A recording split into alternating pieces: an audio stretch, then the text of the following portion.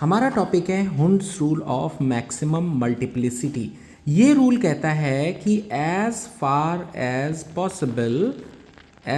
As possible electrons remains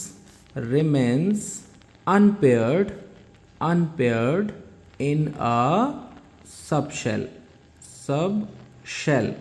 with parallel spin। Means क्या होता है इसका कि जहाँ तक पॉसिबल होता है किसी सबशेल में जब हम इलेक्ट्रॉन्स को फिल करते हैं तो उनके जो इलेक्ट्रॉन्स रहते हैं जहाँ तक मैक्सिमम पॉसिबल होता है वो अनपेयर्ड रहते हैं एंड उनकी जो स्पिन होती है वो कैसी रहती है, पैरेलल। फॉर एग्जांपल जैसे हम सपोज डेट मान लेते हैं पी सबशेल हमारे पास है जिसमें 3 ऑर्बिटल्स होते हैं। अगर पी के पास एक इलेक्ट्रॉन है तो यहाँ पर हम 1 को इस तरह से फिल करेंगे।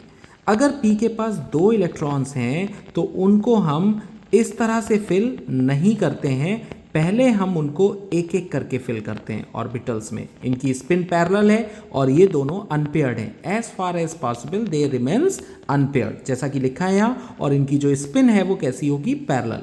अगर हम P3 के लिए इलेक्ट्रॉनिक अरेंजमेंट लिखते हैं सबशेल में तो 1 2 3 दिस वन इज करेक्ट, और अगर आप इसको इस तरह से फिल करते हैं 1 2 3 तो दिस वन इज रॉन्ग। इसी तरह से P4 के लिए सबसे पहले हम एक एक करके इलेक्ट्रॉन्स को फिल करेंगे तीनों सबशेल्स में, और जब फिल हो जाएंगे तब उनकी पेयरिंग स्टार्ट करेंगे। This is P4, again P5 के लिए 1 2 3 4 5 एंड P6 के लिए हो जाएगा हमारा 1 2 3 4 5 6।